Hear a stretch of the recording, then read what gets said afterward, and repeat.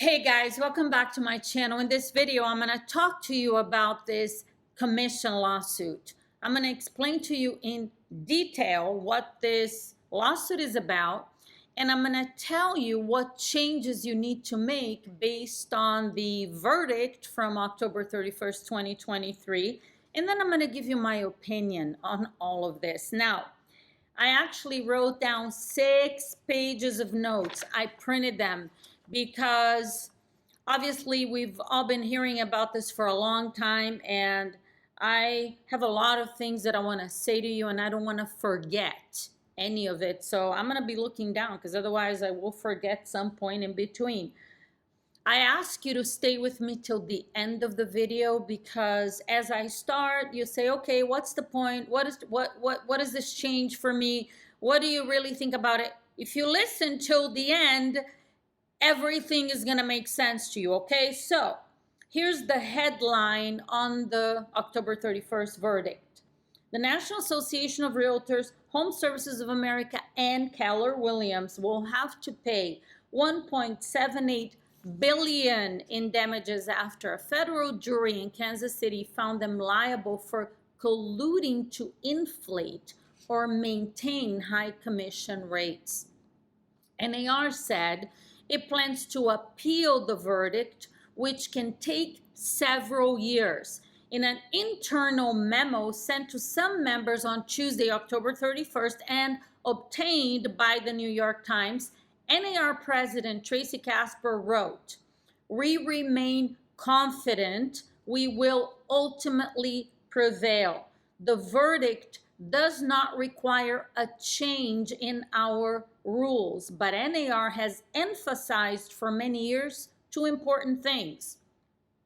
One is to use the buyer representation agreements, which maximize transparency by putting all agreements in writing to ensure the type of clarity and understanding required by the NAR Code of Ethics. Second, it's imperative that members continue to express that commissions are negotiable and set between brokers and their clients. To explain how local MLS broker marketplaces promote equity, transparency, and market-driven pricing for consumers, and to persistently communicate the incredible value agents who our realtors provide." Okay, that's the headline. That's what NAR says. Now, the issue in this lawsuit, so you understand clearly what this is about, is the broker's fees, especially the seller's payment to the buyer's agent. Now, under NAR rules, and you're probably aware of this, agents are required to, in order to gain access to the MLS, to local MLSs, most agents are required to pay a seller's commission, which gets split between the seller's real estate agent and the buyer's agent. In these listings, sellers are required to include a commission offer which is visible to buyer's agents, even if that commission is 0. So I read a lot of stuff. I picked some quotes from here and there. I want you to understand. So the issue is, according to NAR rules, right, for you to gain MLS access, you put a property in the MLS, you pay a commission, a portion of that commission goes to the buyer's agent, and buyer's agents will see what that commission is. So there's a requirement to offer something to the buyer's agents to say what it is, even if it's 0. Okay, it's there. Great. The plaintiffs, who represent the sellers of more than 260,000 homes in Missouri, Kansas, and Illinois, argue that the system is effectively a conspiracy that keeps home prices artificially inflated. The commission system amounts to collusion, the lead plaintiff attorney in the Missouri case told Bloomberg. Now, I'm reading all of this stuff. It's different articles here and there. So I looked up the definition of collusion. I love looking up definitions of stuff so I can better understand. So that's my goal here, to help you better understand. Definition of collusion. Collusion is a non-competitive, secret, and sometimes illegal agreement between rivals which attempts to disrupt the market's equilibrium. The act of collusion involves people or companies which would typically compete against one another, but who conspire to work together to gain an unfair market advantage. Now, that is a very strong and serious statement. He said the commission system amounts to collusion. This is what the lead plaintiff attorney said. Okay. Now, look, I'm not interested in investigating attorney's fees, but as I'm reading all of this and I'm putting together all these notes, I had this thought. Okay, how do attorneys get paid? Again, no, I don't have a big interest in that, but I just had that thought. So I just Googled how much do attorneys get paid? And then here what came out. Now, this is not a scientific research on how attorneys get paid. It's just, some out of curiosity, I Googled, and here's what I found out. Here's what came up. As a general rule, attorneys will receive 33% of the final settlement amount in the case. That's the general rule for attorneys' fees. How did this become a general rule? I'll let you make up your mind about that, okay? Now, if you are involved in a court case, are you forced to use an attorney and pay that attorney 33% of the final settlement? Of course not. You have the option to represent yourself in court. But most people don't do that because their chances of winning the case would be lower since they don't have the knowledge and experience that attorneys do. That's pretty obvious, right? Okay. Same thing goes for homeowners. Are homeowners forced to list their house with an agent and put it in the MLS? No. As a matter of fact, a lot of homeowners choose to sell it on their own. They're a forced sale by owner. But the majority of homeowners, they choose to list with an agent because they're likely to sell the house for more money. And as a for sale by owner, they're likely to sell the house for less money. A great agent more than makes up for the commission they charge. And I'm talking about the total commission. Seller's listing agent commission and buyer's agent commission. Sellers who list their homes with great agents, they sell for more. And buyers are happy because they have the guidance of a licensed professional. Now, I want to read to you a few points from an article by Axios. This article is dated October 23rd, 2023. For decades, criticals have called out NAR and this system for inflating home prices and misaligning the goals of the buyer and their agent. After all, the article continues, agents get paid more if the buyer pays more. The industry, from a consumer point of view, doesn't make much sense, said Stephen Broback, a senior fellow at the Consumer Federation of America who's long worked on this issue. For the same amount of money many folks pay in broker's fees, you could buy a car, he says. The broker fee on a $500,000 house would be $30,000. It's nuts. That's the quote from Stephen Broback. Now, I read this and I thought, okay, why is it nuts that the commission is $30,000? Sellers, listen to this, sellers choose to list their house with an agent. And they agree when they list to pay a certain amount in commission. Then They get an offer and they agree to sell their house for $500,000. Why wouldn't the agent get paid whatever the seller agreed to pay? Now, consider this. If an attorney wins a $500,000 court case, as a general rule, they get 33%, which is $165,000. Now, that's pretty nuts.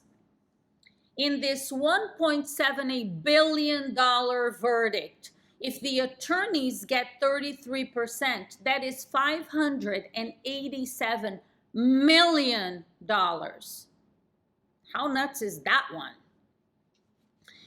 In an email to Axiom, a representative from the NAR says, its rules and system benefit consumers and the market. They note that compensation is always negotiable and that commissions fluctuate depending on the market. NAR argues MLS gets sellers more money by providing more exposure. I happen to agree with that. And this exposure conversation, the more exposure is provided by the MLS, it's just common sense. Basic law of economics, more demand equals more money. Now, advocates are calling for decoupling, separating the real estate commission, with buyers paying their agents directly. Now, let me tell you what I think. I trust you clearly understand what's going on, right? The current system, the way things are done, it benefits sellers and buyers. Historically, properties that are listed with agents sell for 20 to 30%, up to 30%, 10. It fluctuates year by year. NAR posts surveys and research they do. Sellers that use an agent, the list with an agent, sell between 10 and 30% more, which is double, triple, quadruple the amount that they pay in commission. They sell for so much more than whatever the commission they're paying.